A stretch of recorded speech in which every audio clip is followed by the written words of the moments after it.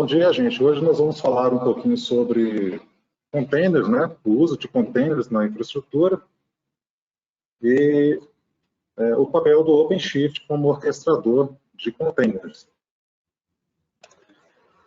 Então, a primeira pergunta que muitas pessoas fazem, né? E dependendo do setor que você faz essa pergunta, pode ter uma resposta diferente, é justamente o que são containers.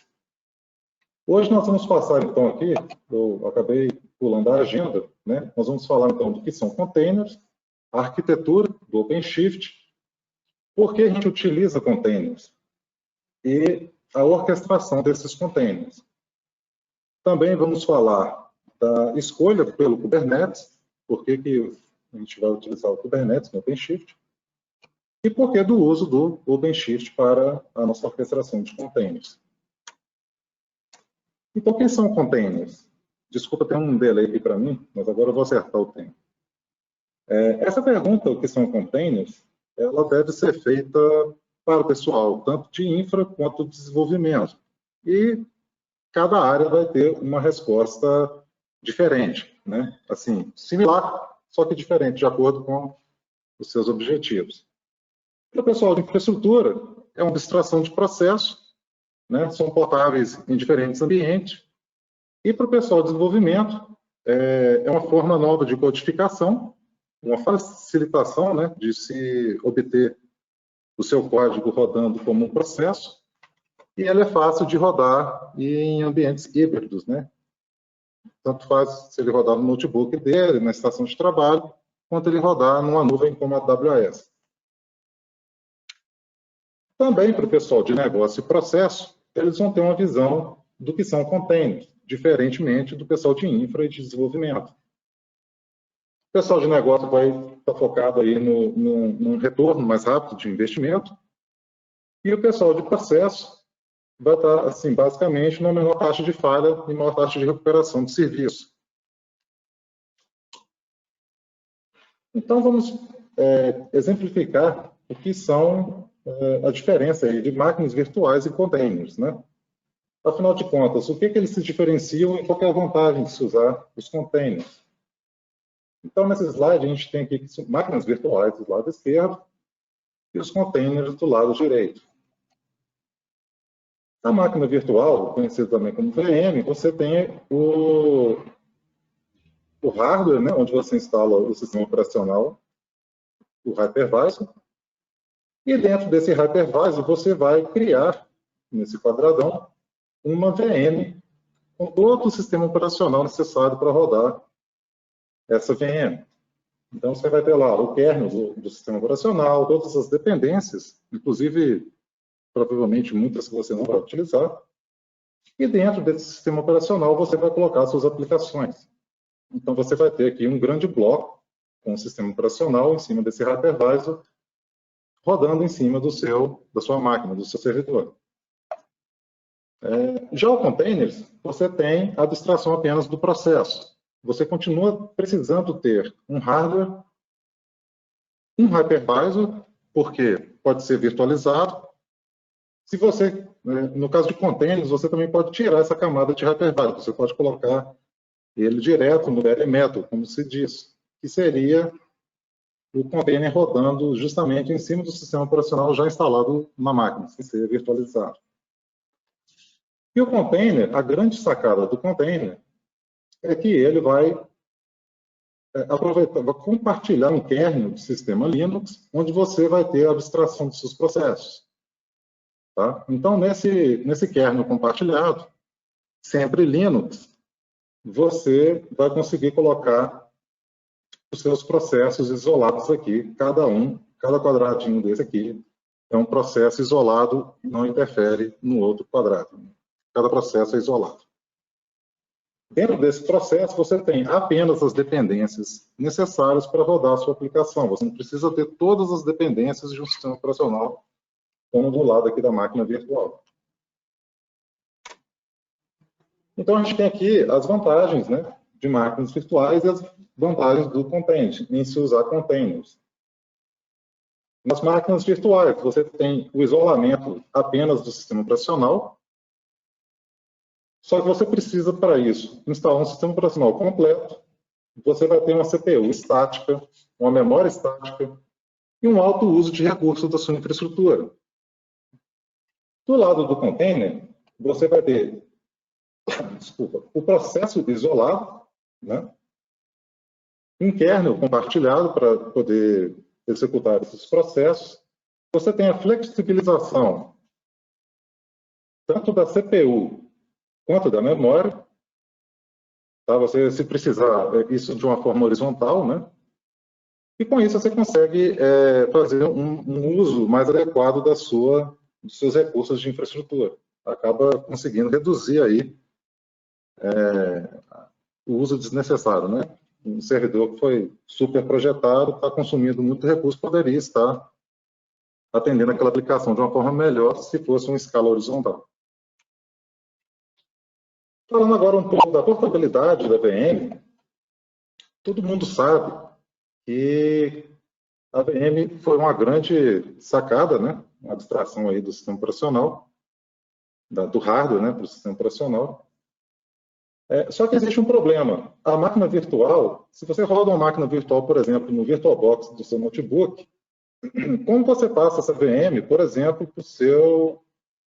do VirtualBox aí para um hypervisor corporativo da sua empresa, né? Ou para uma nuvem pública, uma nuvem privada. Então você cria muitas dependências que acabam dificultando, ou num passado não muito remoto, impedindo essa migração aí de máquinas virtuais entre as diferentes infraestruturas, né, que rodavam os sistemas operacionais.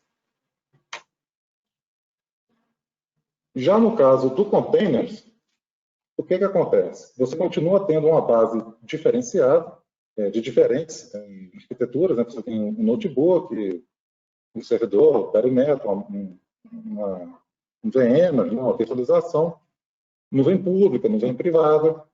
Em cima dessa camada, você sempre vai ter um kernel Linux, né? E no caso aqui seria o Red Hat Enterprise Linux.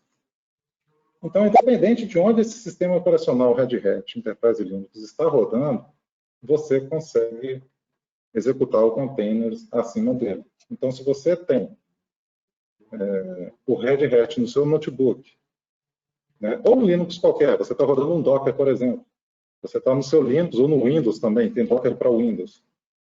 Só que ele roda um ADM Linux dentro, né, para poder fazer esse compartilhamento de kernel. Você tem esse container rodando aqui no seu notebook, e você quer publicar essa aplicação na AWS, isso aí é só você pegar o seu container e rodar na AWS, que não vai ter nenhuma dependência. Tá? Desde que seja tudo numa tecnologia open source.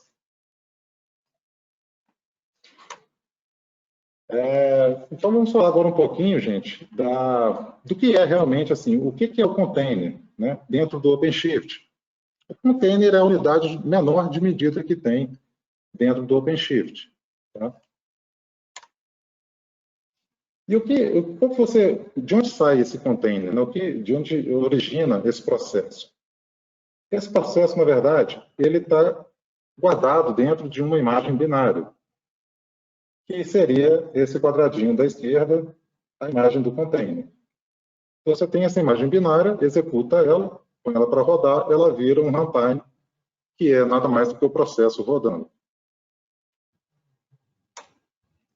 E essa imagem, ela pode estar dentro de um repositório de imagens. Né? Você já começa a conseguir fazer uma organização dessas imagens.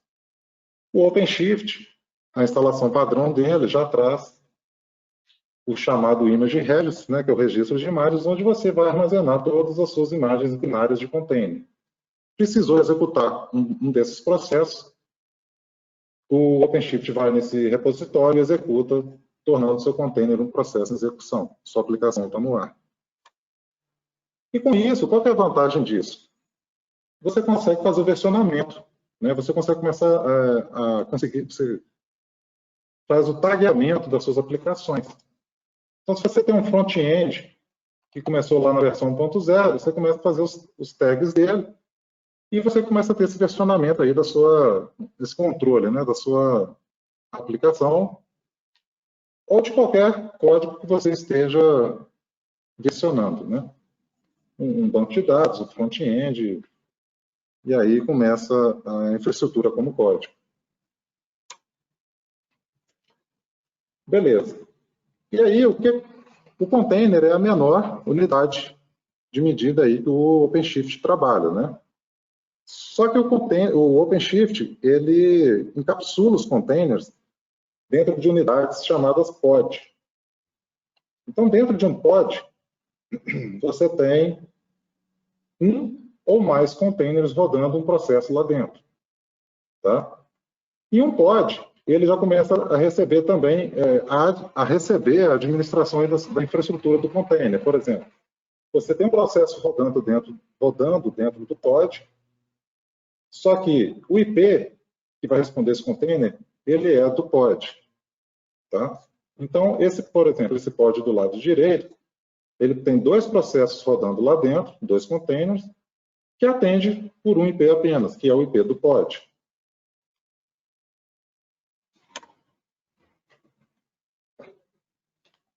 E como que a gente faz, então, um deploy? Né? Como que é feito essa administração dos pods?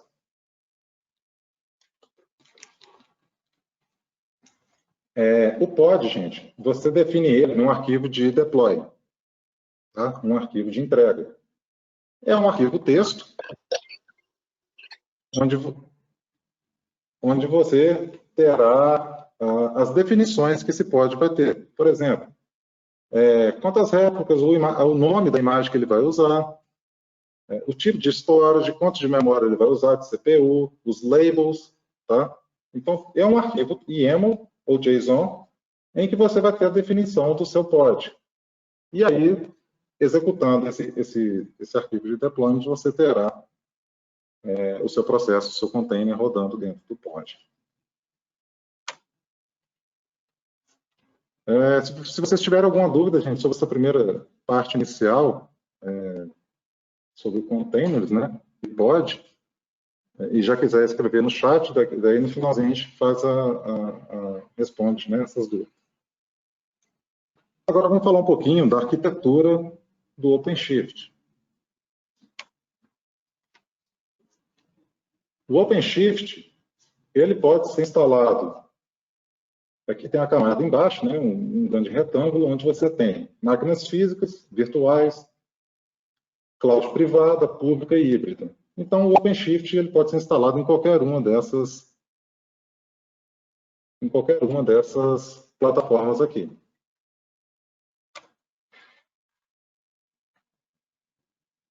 E aí, o que acontece? Você sempre vai precisar de um servidor. Esses nodes aqui, cada node desse aqui, imagina que seja uma máquina virtual, ou uma máquina física, ou uma instância numa nuvem pública, onde você tem que ter, obrigatoriamente, um Red Hat Linux Enterprise instalado nela, rodando. Tá? Pode ser o Enterprise Linux, ou pode ser o Core OS, ou o Red Hat Atomic. Precisa apenas que seja uma solução da Red Hat para poder ficar em compliance. Então, aqui a gente vai montar, ao longo desses slides aqui, a arquitetura do cluster do OpenShift. Então, na base aqui você tem onde você vai instalar o OpenShift. Em cima você tem a disposição dos nós, dos nodes do OpenShift. E dentro de cada node, né, você vai ter exatamente o quê? Os seus pods rodando os seus containers, que nada mais são processos em execução, compartilhando o mesmo kernel aqui desse node. Tá? Então, esse node ele vai ter um Linux, que seria o RHEL. Esse RHEL tem um kernel que é compartilhado, onde são executados os processos. Então, aqui você tem, em cada quadradinho, né, em cada node, 4 pods. Em cada pod você tem aí um Tomcat, um MongoDB, uma aplicação rodando.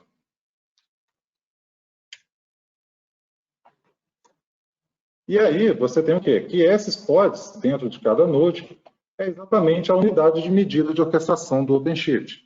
O OpenShift, a parte de orquestração dele, ele vai justamente fazer a orquestração desses quadrados dentro do node. São os pods. Beleza, gente. A gente falou aqui dos nodes, que é onde a nossa aplicação de fato vai estar rodando, né? Os nossos containers, com o nosso código, sendo acessado por cliente ou apenas pelo desenvolvimento. Quem vai fazer essa orquestração é um outro node, né? Vamos dizer assim, o node master, com funções de orquestração. Tá? Ele também roda o Enterprise Linux. Ele já não pode rodar um sistema mais enxuto, ele tem que realmente rodar o Red Hat Enterprise Linux para fazer todas as camadas de orquestração do seu cluster. Com isso, a gente tem o quê? Que no master, a gente vai ter lá a API de comunicação e a autenticação com o nosso cluster.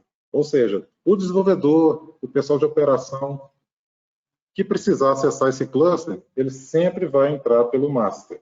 Nunca vai direto a um node, tá? Sempre via API ou via autenticação. Ele também contém, gente, um banco de dados aqui de estado, que é baseado em etcd, que vai ficar monitorando o estado do nosso cluster, como ele deveria estar, e se existe alguma anomalia com ele, né, do estado que ele deveria estar. E vai informar isso para as camadas seguintes. Antes da gente ir para uma outra camada, do master, aqui está uma outra função aqui, que é o registro, justamente onde a gente armazena as imagens binárias dos nossos containers, né? Aquela que a gente falou anteriormente lá na primeira sessão. Esse registro aqui, ele já vem por default como obrigatório na instalação do nosso cluster. O OpenShift já instala isso para a gente. Uma outra camada do master seria o scheduler, que faz justamente a orquestração e o agendamento de onde esses pods devem estar, dentro dos nodes, né, do nosso parque de nodes aqui. Então, esse scheduler aqui que vai falar o seguinte, eu preciso que esse Tomcat esteja nesse node aqui. Então, ele vai lá e aloca esse pod naquele node. E aí, aqui um outro exemplo de que ele pode fazer isso por políticas, né? Então, se eu tenho aqui, por exemplo, a minha aplicação de Tomcat tem que ficar nesse node aqui, por quê? Porque é um node de produção com melhor recurso. Então, essas aplicações aqui, o schedule ele vai sempre armazenar essas aplicações dentro desse node, tá? Baseado em políticas. É uma opção também. Uma outra camada muito importante é o de Health Scaling, que é justamente o monitoramento da saúde desses pods e dos nodes do nosso cluster OpenShift. Esse Health Scaling, ele vai fazer o Health, a parte da saúde do nosso cluster e dos pods, e o Scaling vai fazer o auto-scaling, né, ou o scaling manual do número de processos que vão estar rodando em cada pod, em cada node. Beleza, então a gente finalizou aqui as camadas do master, de orquestração do nosso cluster, e vamos aqui para a camada superior, chamada de camada de serviço. Essa camada de serviço, ela nada mais é do que ela tem uma grande importância, que é justamente fazer a intercomunicação entre o master e o node. Como que todas essas camadas do master sabem, por exemplo, onde que ele tem que colocar e como que ele chega no Node 1, no Node 2, através da camada de serviço. Então, essa camada de serviço, ela entrega uma rede interna aqui dentro, tá? Desse nosso cluster de servidores, e um serviço de autodescoberta.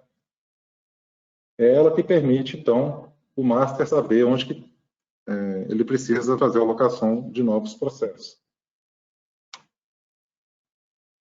Uma outra área muito importante, por exemplo, se você roda nesse node aqui, node 1, 2, 3, tem um processo aqui, um pod, que roda um container de MySQL, né? Beleza, então você tem um banco de dados rodando com um container rodando o processo do MySQL. E você precisa, no MySQL, de uma área de armazenamento persistente, porque se esse pod morrer por algum motivo, seus dados vão embora, né? Então, o OpenShift te entrega uma área de storage persistente para poder fazer o armazenamento de dados, por exemplo, de um banco de dados. ou de uma aplicação web, caso seja necessário. E aí, tudo isso daqui que a gente falou anteriormente, ele não tem acesso ao mundo externo, né? O pessoal, por exemplo, de operação, pessoal, cliente externo, para poder acessar uma aplicação que já está rodando aqui dentro, eles não conseguem, com essas camadas aqui, ter acesso ao nosso cluster OpenShift. Para que eles tenham acesso, tem uma segunda camada de rede, que é a camada de roteamento. Essa camada de roteamento é justamente a camada que libera o acesso externo ao nosso cluster. Como eu havia dito anteriormente, tanto o desenvolvimento como a operação sempre vai fazer o acesso utilizando a API ou autenticação via master, né? Não vai fazer direto no Node para poder fazer a administração do cluster.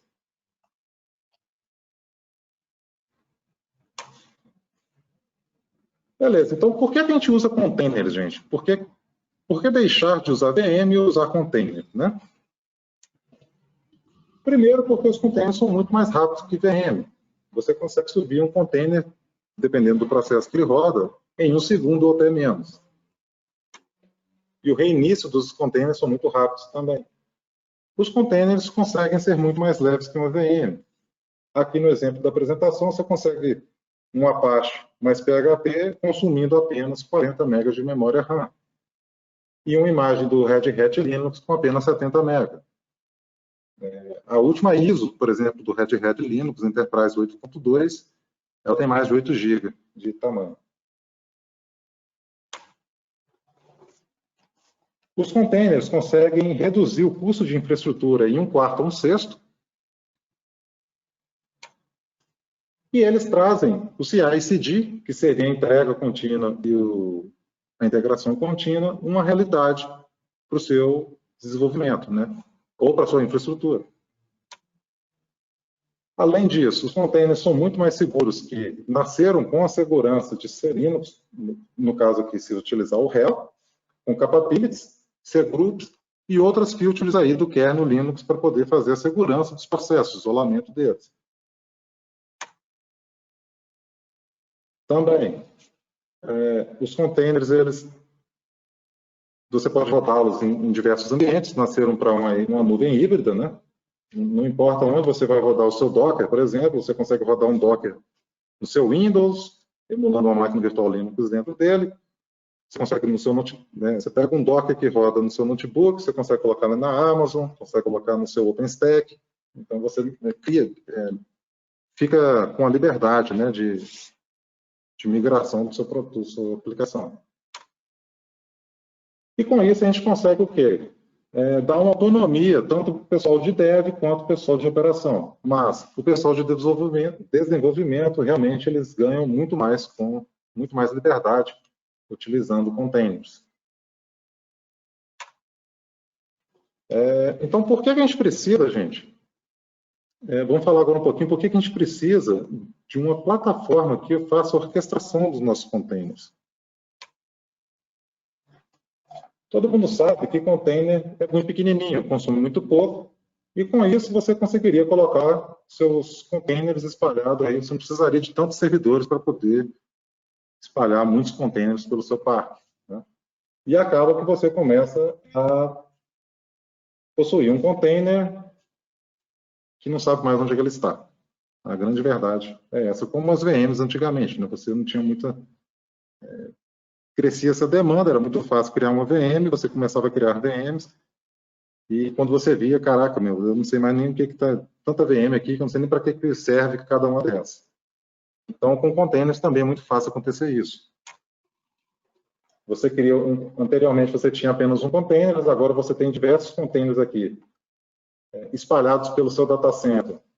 Containers que já têm dependência entre eles, né? Por exemplo, você tem uma aplicação com um banco de dados, um scripting log aqui da aplicação que está no container, e aí o troço começa a ficar um pouco confuso. Por isso que a gente precisa de uma ferramenta ou de uma plataforma, né? No caso do OpenShift, que te entregue aí mais do que apenas os containers. Você precisa de uma orquestração de containers que te traga uma programação de onde você vai colocar esses containers, segurança para esses containers, um serviço de descoberta também, né, uma área de persistência de dados, um monitoramento não só dos seus containers, mas dos containers mais os nodes, né? Então você precisa de uma agregação de logs, né, de infraestrutura, um serviço de descoberta também e auto-scale, né? Então, a gente chegou numa parte que a gente vai discutir o porquê que se usa o Kubernetes. Porque o OpenShift, ele trabalha baseado no Kubernetes. O seu cerne é o Kubernetes, né? Tem toda uma camada de filtros que a Red Hat adicionou para facilitar a automação dos processos, principalmente, mas é o Kubernetes que está ali por baixo.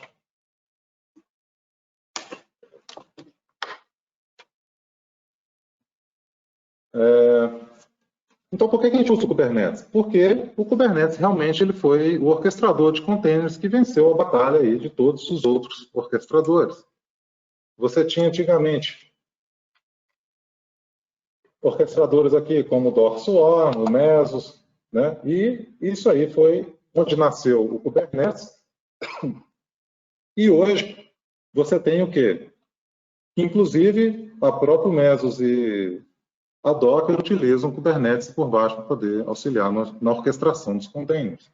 E os grandes players também, todos utilizam Kubernetes para orquestrar containers. Beleza. Se todo mundo usa Kubernetes, para que eu preciso do OpenShift? Né? Se o Kubernetes ganhou batalha e é a ferramenta de orquestração número 1 mundial para poder orquestrar containers, por que eu precisaria aí do OpenShift? Bom, primeiro, porque o OpenShift ele nasceu junto. No dia 1 do Kubernetes, a Red Hat já estava lá contribuindo com o código dele também. Então você vem aqui, ó, e desde a versão 1.0, antes de 2016, a Red Hat já estava colaborando com o projeto do Kubernetes e desenvolvendo filters e colaborando, né, com o código dele, com a parte de engenharia também. E os outros players, eles entraram aqui já, por exemplo, a Microsoft na versão 1.6. Então, assim, tem um gap bem de know-how, de conhecimento, né, da ferramenta bem diferente da Red Hat. Um outro motivo é justamente aquele que eu falei, que a Red Hat é a segunda colaboradora do código do Kubernetes, a maior colaboradora do projeto do Kubernetes.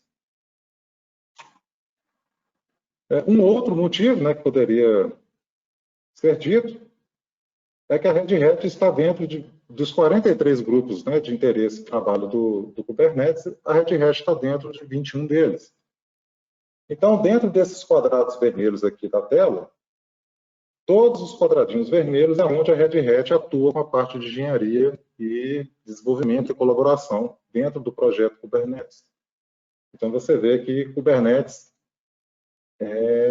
não é apenas uma ferramenta que você pega, instala e está pronto para usar. Kubernetes, realmente, da forma correta de ser utilizado, ele requer um pouco de trabalho, né? E aí a gente vai falar justamente disso agora, rapidamente.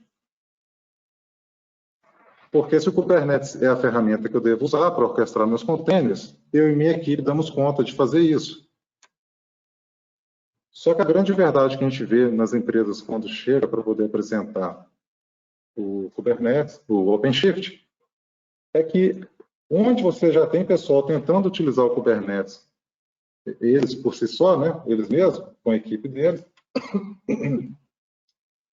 75% desses usuários encontram dificuldades na implantação ou em alguma área dessas aqui. Instalação do produto, implantação dele, consolidar isso aí com a sua infraestrutura e também na operação do Kubernetes.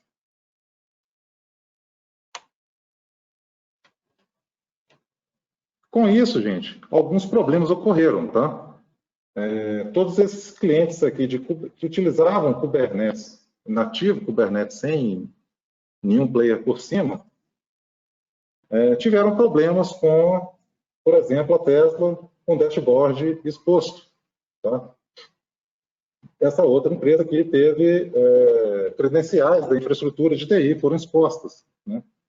Tudo isso com problemas de configuração e problemas de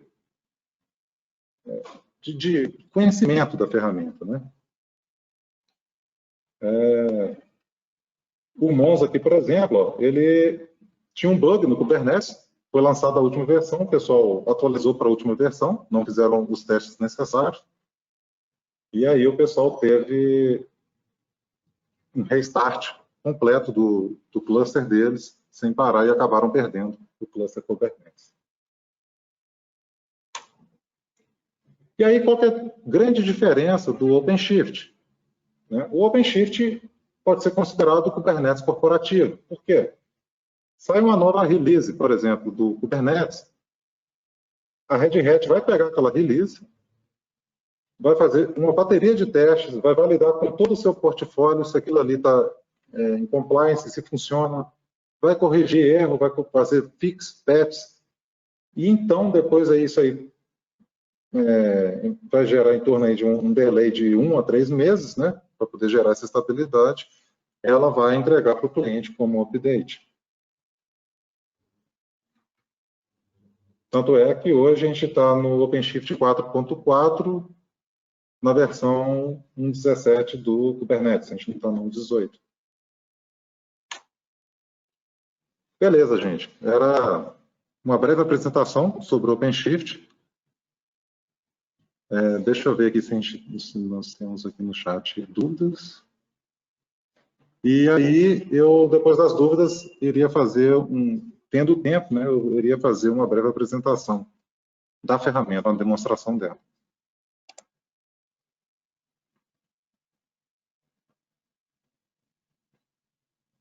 Vamos ver aqui.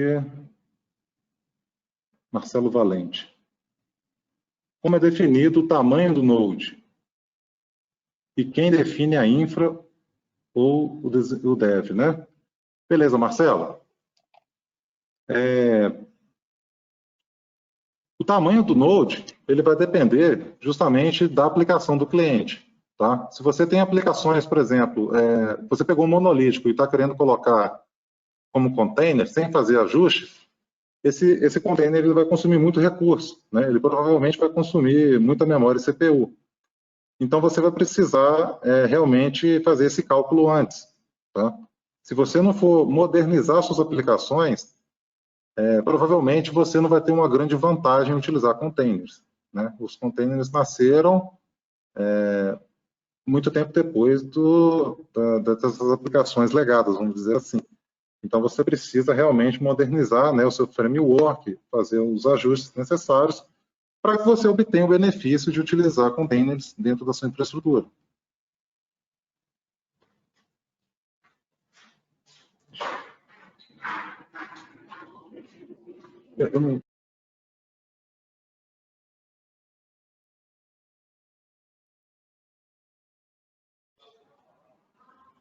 Deixa eu ver aqui uma outra pergunta. O Neander, não sei se respondeu a sua pergunta, Marcelo.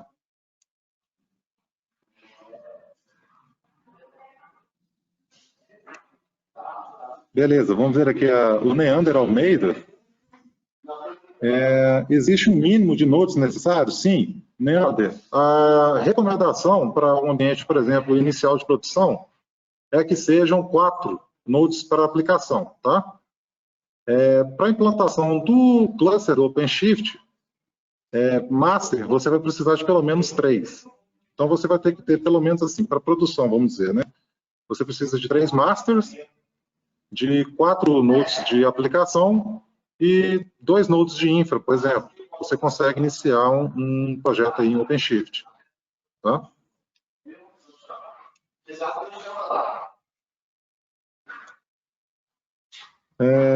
Uma outra pergunta aqui do Neander. É possível escalar os nodes? Máximo de nodes suportados? Deixa eu ver aqui se eu entendi a pergunta. É possível escalar os nodes. O que você consegue fazer, eu não sei aqui se você está falando... Sim, você consegue, por exemplo, você consegue começar com 4 nodes, por exemplo, sua aplicação cresceu, você quer colocar mais um workload dentro do OpenShift, você consegue adicionar mais nodes tranquilamente. Tá? Isso aí é só um playbook que é rodado no Ansible, em que você consegue adicionar novos nodes de acordo com o que você está precisando. E com relação aqui à quantidade de nodes suportados, o máximo de nodes é o que você tiver de recurso. Não tem assim, uma limitação, vamos dizer assim, trabalha no máximo com 100 nodes, por exemplo. Não tem isso, claro. Seria interessante você fazer uma arquitetura para ver exatamente, né, assim, dentro de recurso que você tem no seu data center ou na nuvem, para poder não extrapolar aquilo ali também.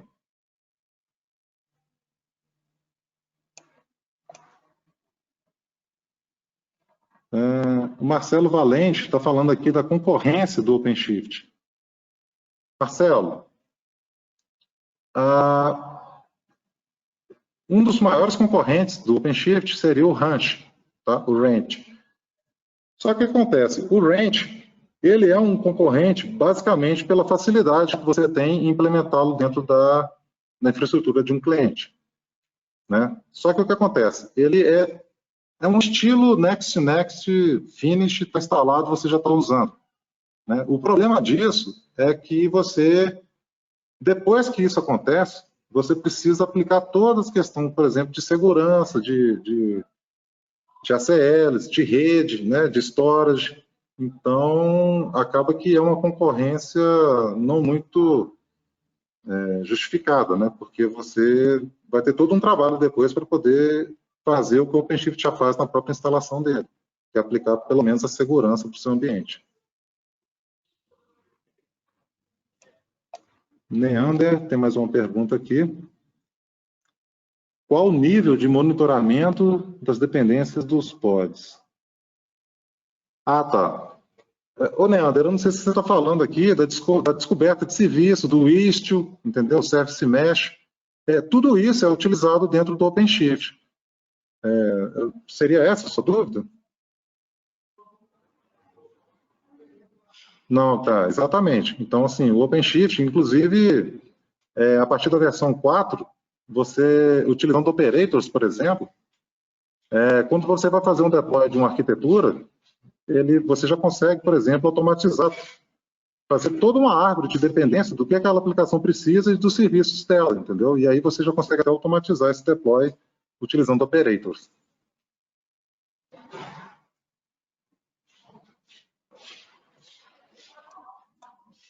Eu acho que não temos mais nenhuma pergunta. Se alguém tiver, se não ficou esclarecido alguma dúvida, pode colocar no chat, que eu acho que dá tempo de a gente fazer uma pequena demonstração.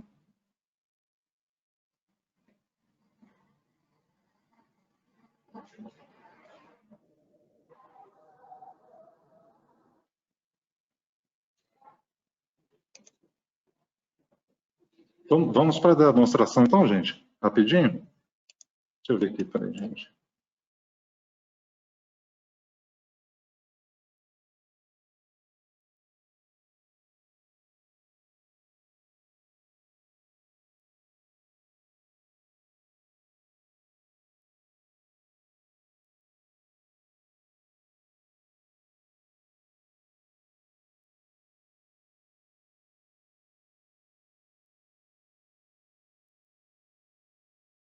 Bom, aqui eu estou dentro na tela, né, de login de uma instância OpenShift.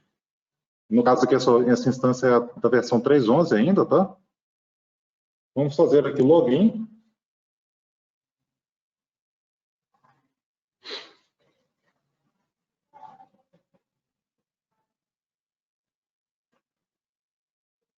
E o que a gente vê assim que loga dentro da plataforma do OpenShift? Nós temos aqui o catálogo de imagens já homologadas pela Red Hat de algumas soluções e linguagens já disponíveis aqui, por exemplo, para você fazer o deploy. Tá? A gente pode separar aqui por linguagem, né? A gente tem Java, JavaScript, .NET. .NET aqui no caso é o .NET Core. Perl, Ruby, PHP, Python. Banco de dados, Mongo, SQL, NoSQL, né? Tem algumas opções. De middleware, tem todo o portfólio da Red Hat de middleware aqui dentro. Você pode rodar JBoss, AMQ Streams, Analítica, PAN, Business, Process, todo o portfólio Red Hat de middleware está aqui dentro. De CI/CD, o OpenShift traz para a gente o Jenkins, como opção de CI/CD, de esteira.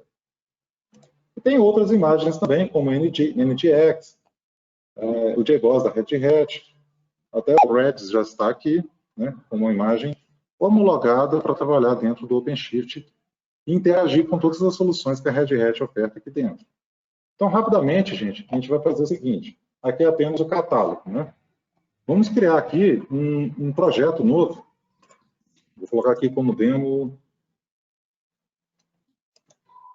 como project. E entrar dentro desse projeto. Esse projeto nada mais é do que o namespace lá do Kubernetes. Na tela inicial do nosso projeto, nós temos aqui um menu à esquerda com as opções de overview, as aplicações, todos os deployments, os statefuls, os pods, serviços, rotas, né? A parte de build também, parte de recursos, a gente pode colocar cota, a gente pode fazer configuração aqui por usuário, por grupo de usuário. A parte de storage, monitoramento e aquele catálogo onde a gente já viu anteriormente. Então, para a gente não prolongar muito, eu vou pegar aqui e vamos fazer o seguinte. A gente vai fazer o deploy de uma imagem Docker que está no Docker Hub. Tá? Como que a gente faz esse deploy dessa imagem que está lá no Docker Hub? Nós clicamos aqui no Deploy Image. Como ela está lá fora, a gente vem aqui e coloca o nome da imagem. Pede para procurar esse endereço. Ele vai encontrar para você e vai trazer algumas informações preliminares aqui dessa imagem Docker. Tá? Uma coisa interessante dessa busca aqui é que, por exemplo, se o processo dentro do Docker, dentro dessa imagem Docker, for rodar como root, por exemplo, ele já vai te dar um alerta aqui dentro, falando assim, uma exclamação, avisando que existe um perigo, uma vulnerabilidade, porque o processo lá dentro está rodando como root. E aí você já começa a ter aquela questão de segurança que o OpenShift entrega para você. Aqui você tem algumas opções para poder fazer o deploy dessa imagem. A gente vai deixar no padrão. Vamos fazer o deploy dela, clicando em deploy. E vamos aqui para poder ver esse deploy acontecer. Tá? Para isso, a gente vem aqui em cima, no View Events. Demorei muito, já fez o deploy. O que ele fez ali? A gente pode ver esse log depois, em outra área aqui. Mas ele foi lá no Docker Hub, fez o pull daquela imagem e construiu um pod para a gente com o que a gente precisava. Né? Na verdade, ele executou aquela imagem binária para a gente. E aí, vocês viram que ele colocou esse círculozinho aqui, ó, com o nosso pod rodando a imagem do nosso container, né, o nosso pod. E aí, nessa tela inicial, a gente tem poucas informações.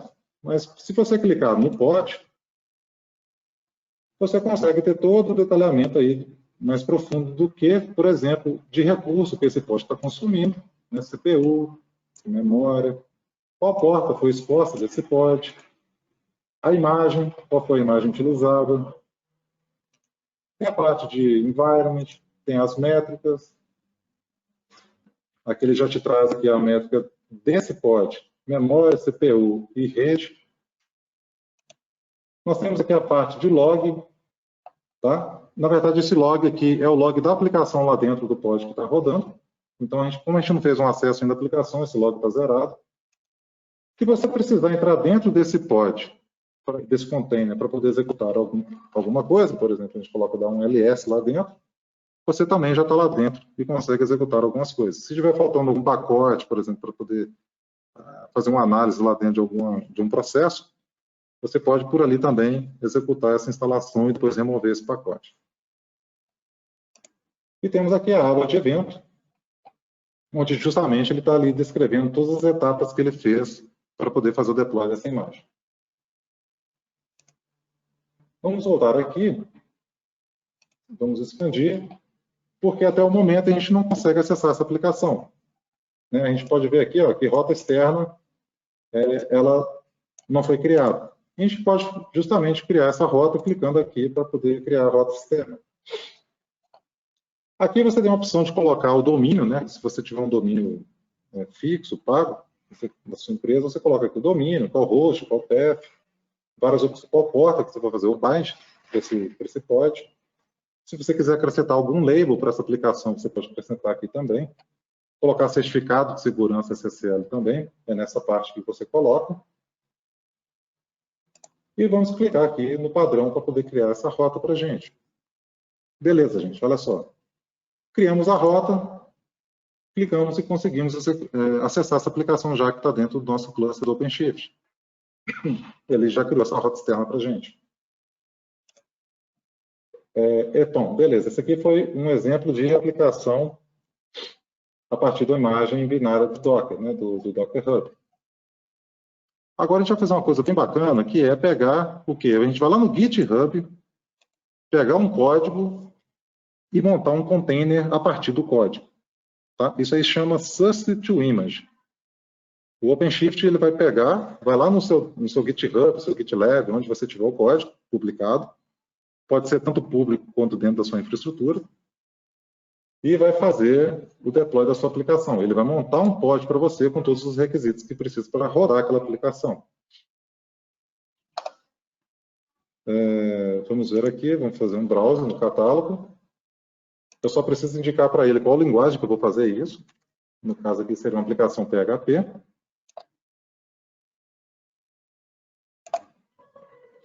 Vou colocar aqui a versão, eu posso escolher a versão, tá, gente? Esse ambiente aqui, ele é um ambiente compartilhado, não tem muitas opções, mas dentro de um ambiente on-premise, por exemplo, ou na nuvem, né, de produção, você consegue colocar as versões de PHP ou da linguagem que você estiver usando, Java, por exemplo, as versões que você precisa. Vamos colocar aqui o nome da nossa aplicação. E agora eu vou pegar aqui o endereço para poder ele buscar esse código para a gente.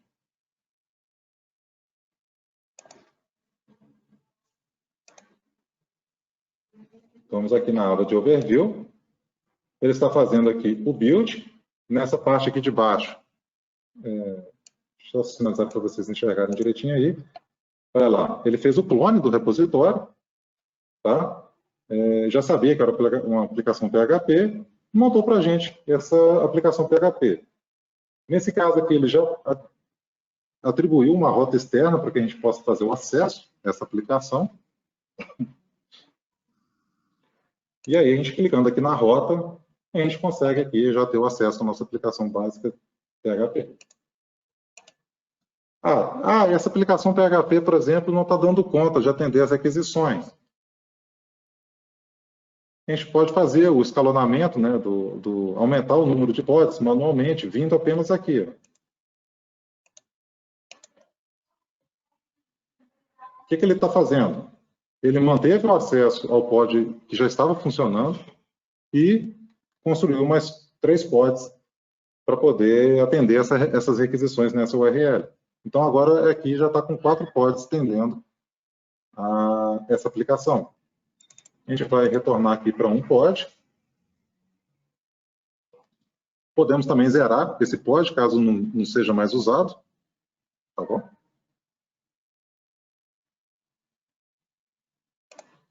Vamos aqui mais um.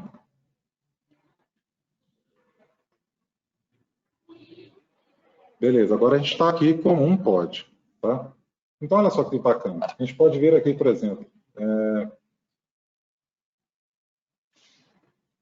em deployments, nós temos aqui todos os nossos deployments que a gente fez recente, né? Podemos aqui clicar para ter uma parte de configuração, de histórico, do ambiente, os eventos. Agora a gente vai fazer uma coisa interessante, bem bacana, que é... Eu vou fazer uma alteração lá no meu GitHub, tá? Uma pequena alteração no código, e vou fazer o commit. E aí, o OpenShift, assim que esse commit for feito, ele vai gerar uma nova versão, um novo pod com a nova versão desse código. Tá? Então, para a gente poder fazer isso aqui, ó, desculpa. Nós vamos aqui no Build, abrimos o build da nossa aplicação PHP, vamos aqui em Configuração, e aqui nessa parte nós temos aqui o nosso webhook do GitHub. Vamos apenas copiar esse trecho para cá.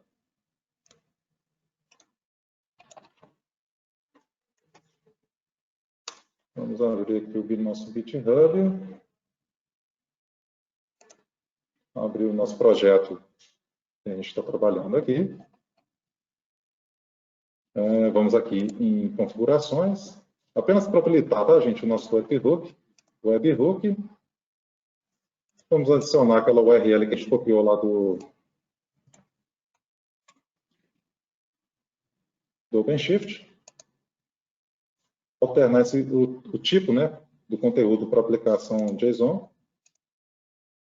Como a gente não está usando certificado, nós vamos desabilitar o SSL e vamos aqui adicionar esse webhook. Beleza. Bom, adicionamos o webhook. Vamos agora, naquele index.php, fazer uma alteração no nosso código.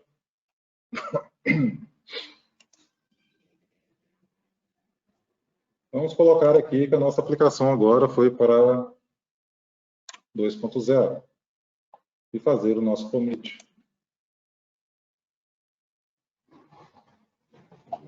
Beleza. Agora nós vamos aqui no Overview.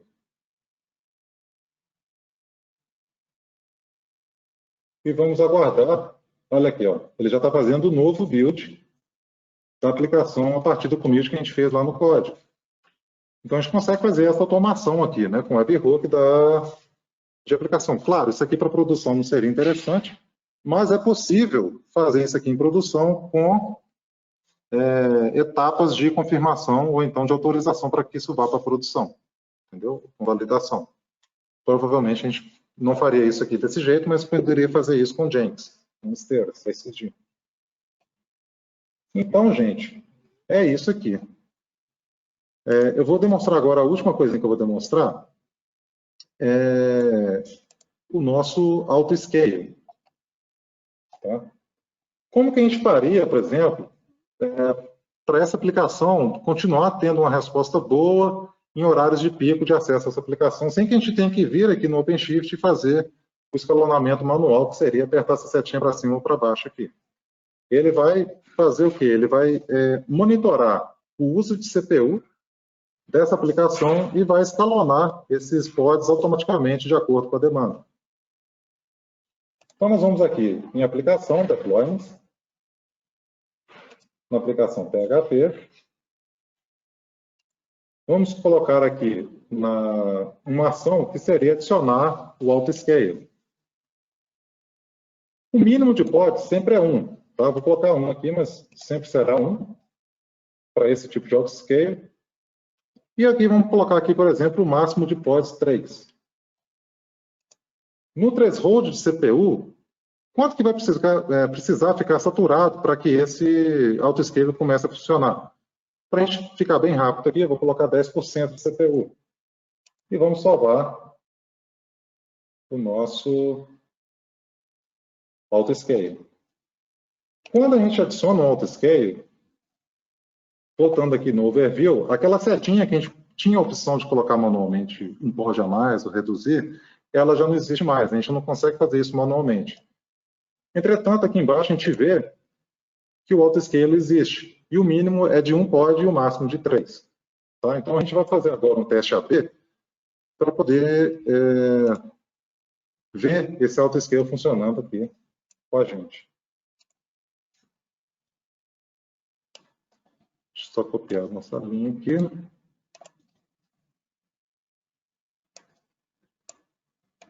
Vamos fazer aqui um teste de AB de 20 mil requisições, tá? Vamos soltar isso aqui. Espero que o roteador não bloqueie isso, mas acho que vai dar certinho.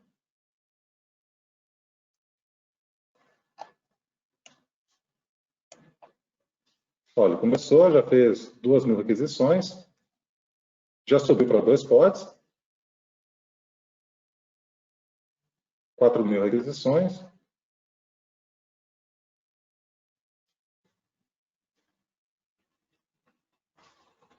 Dois pods está aguentando 6.000 requisições, sem topar aqueles 10% de CPU. Tá até bom, né? 8.000 com 2 pods, apesar de que é uma aplicação bem simples, é apenas um GET.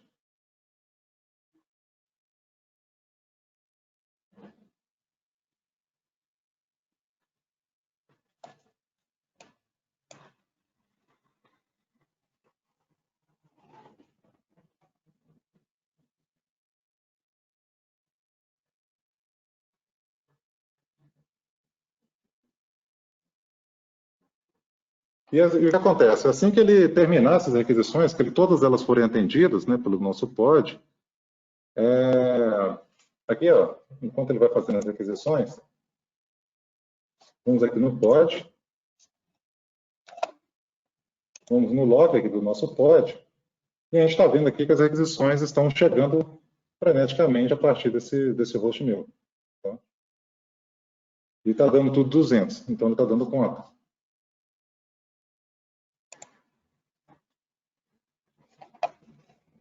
E parece que para esse teste aqui, apenas 2 pods atendeu as 20.000 requisições, sem nenhum problema, não precisou ir para 3.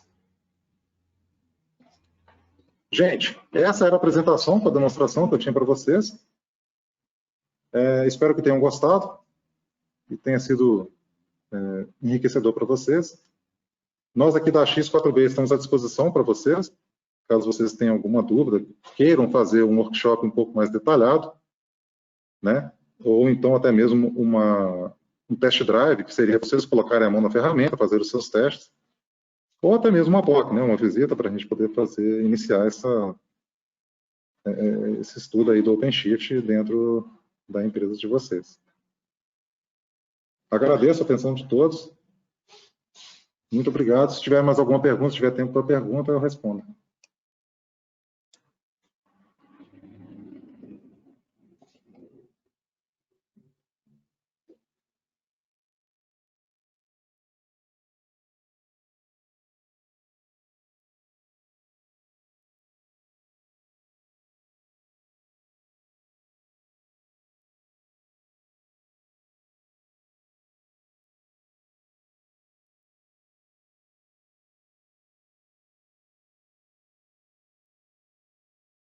Então tá bom, gente.